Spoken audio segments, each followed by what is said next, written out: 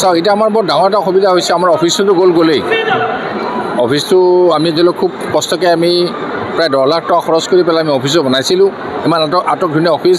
আপোনালোকে হয়তো ইয়াতে দেখিবলৈ পোৱা নাছিল আৰু সেই অফিচটো ভাঙা যাব তাৰ লগে লগে আমি প্ৰায় 7-8 লাখ টকা খৰচ কৰি আমাৰ একাডেমিটো বনাইছিলোঁ আৰু সেই একাডেমিটো যেতিয়া ভঙা যাব সেইটো আমাৰ এটা খুব ডাঙৰ ক্ষতি হ'ব আৰু আমি এতিয়া এটা জেগা বিচাৰি ভাড়া লৈ তাৰমানে সেইটো আমাৰ ফিনান্সিয়েলি ভাইবল হ'ব বুলি আমাৰ আশা নকৰোঁ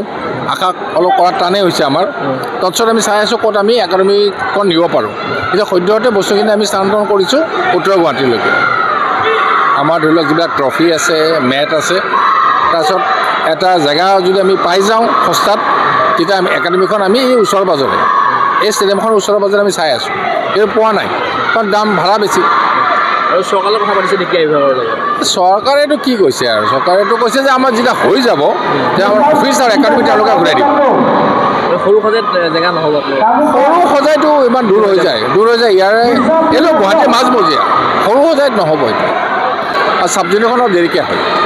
তো চাব জুনিয়ৰখন সেইকাৰণে জানুৱাৰী 13, 14, 15 দিল্লীত হ'ব সেইকাৰণে আমি এই 22, 23, 24 আজি গুৱাহাটীৰ দেশব্দ তৰুণৰাম ফুকন ইণ্ডোৰ ষ্টেডিয়ামত আজি হয়তো শেষবাৰৰ কাৰণে হয়তো খেল হ'ব কাৰণ ইয়াৰ পিছতে ষ্টেডিয়াম ভংগ হ'ব আৰু আমাৰ মনটো বেয়াও লাগিছে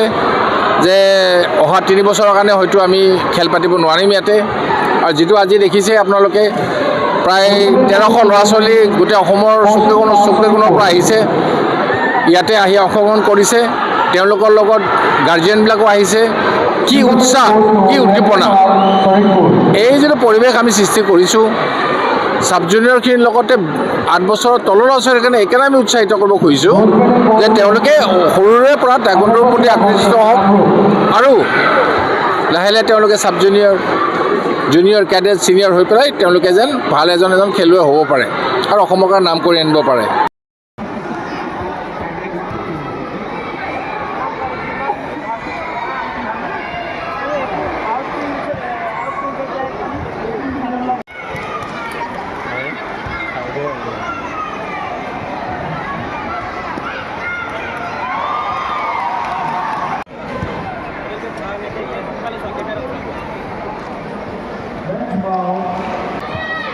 এইফালে চোৱা